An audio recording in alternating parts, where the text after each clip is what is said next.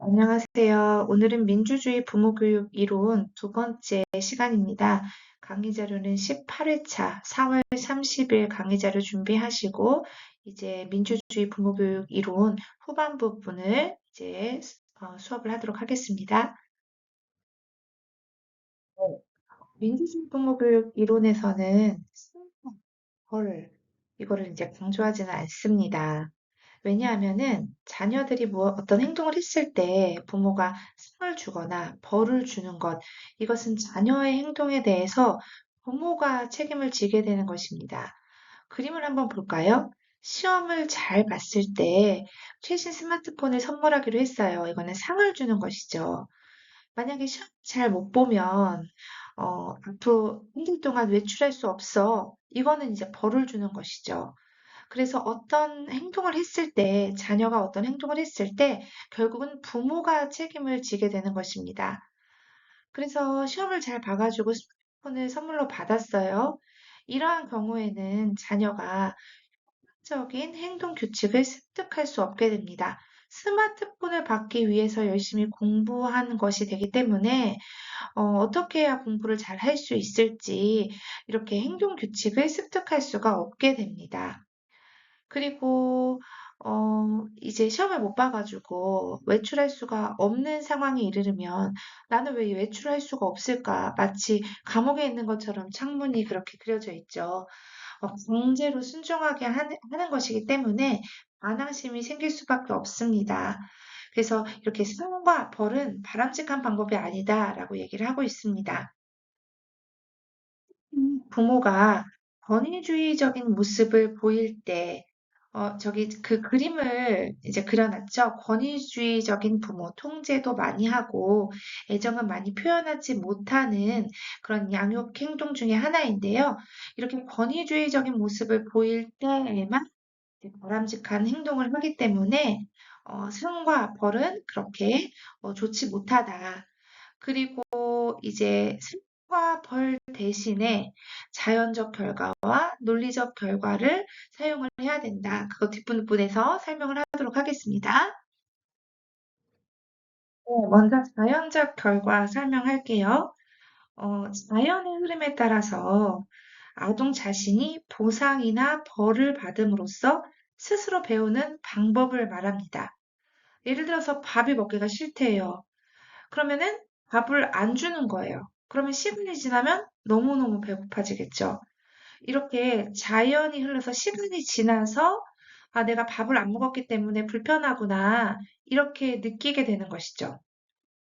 날씨가 굉장히 추워요. 그래서 외투를 입고 나갔으면 좋겠다라고 엄마가 얘기를 하는데, "싫어요. 저 외투 안 입을래요." 라고 했어요. 그 아이가 밖에 나갔더니 정말 추운 거예요. 그래서 외투를 입지 않아가지고 벌벌벌 떨고 있어요. 이럴 때에는 시간이 지나면서 그 자연의 흐름에 따라서 이제 벌을 받는다. 그래서 개인이 경험하는 것이 결국 정말 훌륭한 스승이 된다. 이렇게 보는 것입니다. 이것이 바로 자연적 결과입니다. 다음은 논리적인 결과 설명하도록 하겠습니다. 논리적인 결과라고 하는 것은 수학적인 규칙을 위반했을 때, 다시 말하면 가정 안에 있는 규칙을 위반했을 때 맞이하는 부정적인 결과를 의미합니다. 예를 들어서 가족들이 이런 약속을 한 거예요. 우리 일주일에 한 번, 목요일 저녁에는 다 같이 식구들이 맛있는 저녁을 먹자. 만약에 저녁 식사 시간에 늦게 들어오면 안 돼. 만약에 저녁 식사 시간에 집에 늦게 오면은 다른 사람 시간을 빼앗는 건데, 그럴 경우에는 어떻게 할래? 라고 물어봤어요. 그러니까, 제가 늦으면 그냥 뒷정리는 제가 할게요. 그냥 제가 설거지 할게요. 라고 대답을 했어요. 그래서 그 가족 내에 이제 저녁 식사 시간에 늦게 들어오는 경우는 설거지를 하기로 이제 규칙이 만들어진 거예요. 그래서 이제 혹시라도 늦게 들어오는 경우에는 설거지를 해야 되는 거죠. 그런데 보통 부모는 저녁 식사 시간에 늦게 오면 안 돼. 너 그러면 설거지해야 돼. 그러니까 빨리 와가지고 같이 식사해야 돼. 이렇게 말로만 한다라는 거죠. 근데 중요한 거는 그러한 말로 하는 게 중요한 게 아니라 이런 행동을 하게끔 여기 인내심이라고 적혀 있는데 인내심을 가지고 만약에 사회적인 규칙, 가정의 규칙을 지키지 않았을 때 그 논리적 결과를 체험하게 해야 한다. 이것이 바로 민주주의 부모교육 이론입니다. 이제 부모 이야기를 한번 해보도록 하겠습니다. 여러분들은 이 다음에 결혼을 하고 자녀를 낳아서 완벽한 부모가 되기를 원하세요? 책임감 있는 부모가 되기를 원하세요? 민주주의 부모교육 이론에서는 완벽한 부모, 사실 자녀가 겪을 수 있는 가장 큰 고통이 완벽한 부모 밑에서 양육되는 것이라고 이렇게 교재에 나와 있습니다. 완벽한 부모 밑에서 생활하는 자녀들은요, 자기의 자신감과 독립심을 이제 유지하기가 어렵다. 이렇게 이야기를 합니다. 완벽한 부모는 이런 부모예요. 나는 자녀를 통제해야 된다. 나는 우월하다. 너는 나에게 빚을 졌다. 나는 완전해. 그리고 나는 중요하지 않고 다른 사람들이 더 중요하다. 그만큼 나는 희생한다. 이런 이제 부모가 완벽한 부모입니다. 그런데 이것과 반대로 책임감 있는 부모는 이렇게 생각을 한다는 거죠. 자녀 스스로 결정할 수 있다고 믿는다. 나는 자녀와 동등하다. 나는 상호 존중을 믿는다. 나는 인간이기 때문에 사실 불완전한 것은 당연하다. 나 자신을 포함한 모든 사람이 중요하다. 나도 중요하고 다른 사람들도 다 중요하다. 이게 바로 책임감 있는 부모입니다. 자, 민주주의 부모교육 이론 어떤 게 더 민주적이라고 생각하세요? 그리고 이제 형평성, 부모-자녀 관계의 평등한 관계를 추구하는데 어떤 것이 더 평등하다고 생각하세요? 그래서 사실 완벽한 부모보다는 책임감 있는 부모가 되어야 된다. 이렇게 이야기를 하고 있습니다. 부모교육 이론을 수행할 때 좀 유의해야 할 점, 요거 한번 살펴보면 좋겠습니다. 첫 번째로는요, 논리적 결과를 적용하기 전에 먼저 자연적 결과를 찾아본다. 예를 들어서 이제 아동이 숙제나 준비물을 자꾸 잊어버리는 경우예요. 이런 경우에는 논리적으로 예를 들어서 너 자꾸 잊어버리니까 하루 전에 한 10분 정도는 숙제, 준비물 잊어버리지 않았는지 생각하는 시간을 가져보는 건 어떨까? 라고 얘기하기 전에 먼저 자연적 결과를 경험해 봐야 된다는 거죠. 그러니까 숙제 못하고 준비물 못 챙겨가면 학교에 가서 혼나는 거예요, 선생님께. 그래서 그러한 결과를 먼저 경험해 보게 해야 한다.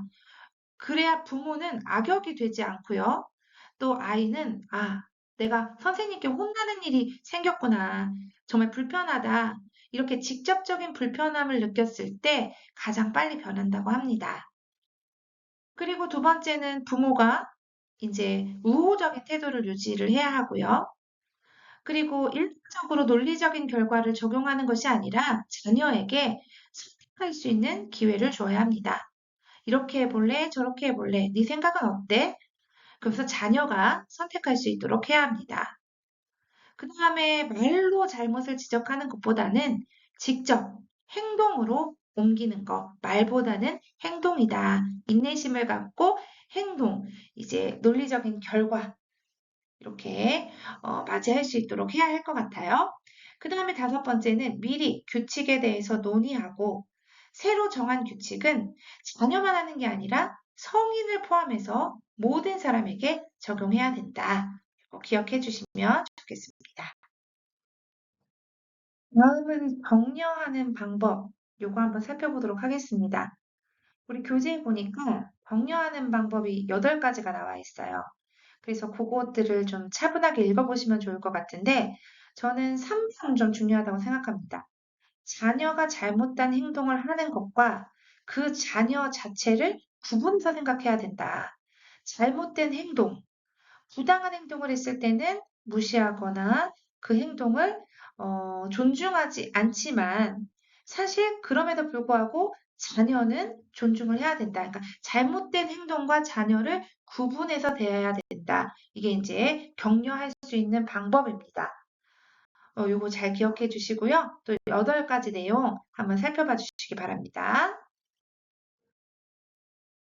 스가 주장했던 민주주의 부모교육 이론에서는 사실 칭찬하는 거는 바람직하지 않다고 이야기를 합니다. 그래서 격려해야 된다라고 이야기를 하고 있는데요. 이 칭찬이라고 하는 것은 내 말을 잘 들을 때 가치가 있는 거야. 내 기준을 충족시킬 때 내가 칭찬을 해줄게. 다른 사람들이 어떻게 보느냐에 따라 이제 칭찬을 할지 말지가 결정이 된다는 거죠. 그래서 뭔가 이제 내 기준에 만족되었을 때, 야, 너는 정말 최고다. 항상 너는 남보다 우위에 있다. 이런 이제 개인적인 이익이 우선이 된다는 겁니다. 그래서 이런 방식은 민주적인 방식이 아니라는 거예요. 그 다음에 격려하기. 어떻게 격려해야 하는가? 네가 책임감 있고 독립적인 존재라는 거를 나는 믿어.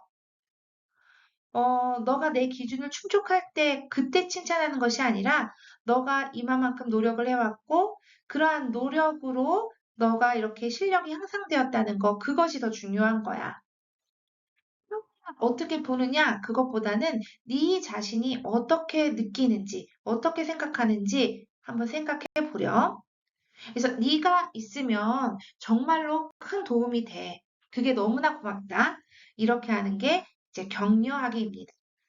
정리해보면 민주주의 부모교육 이론에서는 칭찬하기보다는 격려하기가 더 바람직하다. 이렇게 이야기를 합니다. 민주주의 부모교육 이론 마지막 페이지입니다. 무엇이냐면은 양식에 대한 부분이에요. 아들러도 얘기했었죠. 아들러도 생활 양식. 만 4세, 만 5세 이렇게 학기 전에 유아기에 이제 가족 경험을 통해서 형성한 생활 양식이 평생에 이제 영향을 미친다라고 이야기를 했습니다. 꼭 우리나라 속담 3살 버릇이 어른까지 간다와 같은 맥락인 것 같아요. 그렇게 이제 생활 양식에 영향을 미치는 대표적인 요인들을 한번 살펴보니까 가족 분위기, 얼마나 가족 간의 분위기가 우호적인지, 적대적인지, 그리고 가족 가치관, 가족들이 얼마나 높은 가치를 두고 있는 게 무엇인지, 어떤 것인지 생각해 보자. 그리고 가족 내에서의 위치, 출생 순위, 내가 첫째인가, 둘째인가, 막내인가, 그리고 외동인가, 성별, 형제와의 그런 터울 간격, 가족 크기, 그리고 사회경제적 지위, 이런 것들이 가족 내 위치를 차지하고요. 그 다음에 부모의 양육 행동, 그죠? 권위 있는 부모, 권위주의적인 부모, 허용적인 부모, 어떠한 양육 행동을 가지고 있는지, 그것이 바로 생활 양식에 영향을 미치는 중요한 요인이다라고 설명을 하고 있습니다. 그래서 정리해보면 잘못된 행동 목표와 동기를 이해하는 것 못지않게 중요한 것이 한 개인의 생활 양식이다. 그것을 잘 이해하고 지배를 받는 것이 중요하다. 여러분, 이렇게 생각하면 좋을 것 같습니다. 민주주의 부모교육 이론 이제 정리를 한번 해보도록 하겠습니다. 중요한 단어들을 여러분들이 작성하면 좋을 것 같은데요. 저는 이거를 중요한 단어라고 생각을 합니다. 아들러, 그죠? 아들러의 개인 심리학, 프로이드, 아들러와 프로이드의 관계, 그리고 드라이커스, 이제 민주주의 부모교육 이론을 상시한 사람, 그리고 아들러가 목적론 가지고 있었죠. 그리고 목표, 행동 목표, 잘못된 행동 목표, 그리고 열등감, 그리고 우월, 기억나죠? 그리고 소속감, 그죠? 소속감 중요하다라고 했었죠. 그 다음에, 그래요, 맞아요. 그 잘못된 행동 목표 4가지 있었어요. 관심 끌기, 힘 행사하기, 안가품, 무능력감, 이런 것들이 있었고요. 그 다음에 스펄은 민주주의 부모교육 이론에서 바람직하지 않다. 그렇게 설명을 했었죠. 그 대신에 자연적인 결과, 논리적인 결과, 이거 중요하다. 그리고 격려하기. 이게 중요하다. 칭찬하기는 바람직하다고 하지 않았습니다. 그리고 사회적 관심. 드라이커스가 중요하게 생각하는 것, 사회적인 관심, 공동체에 또는 타인에게, 사회에 얼마나 기여하는가, 이게 중요하다고 생각을 했었죠. 그리고 완벽한 부모와 책임 있는 부모. 완벽한 부모는 바람직하지 않다고 했어요. 책임 있는 부모가 바람직하다고 했습니다. 그다음에 생활 양식. 이렇게 기억을 해주시면 좋을 것 같고요. 마지막으로 평등성. 민주주의 부모교육 이론에서는 평등성을 강조한다. 이렇게 한번 정리를 해두시면 좋을 것 같아요. 두 번째 이론을 이제 배우게 될 텐데요. 오늘 첫 번째로 민주주의 부모교육 이론에 대해서 살펴봤습니다. 그래서 제가 한번 생각했으면 좋은 그 토론 주제를 가져왔거든요.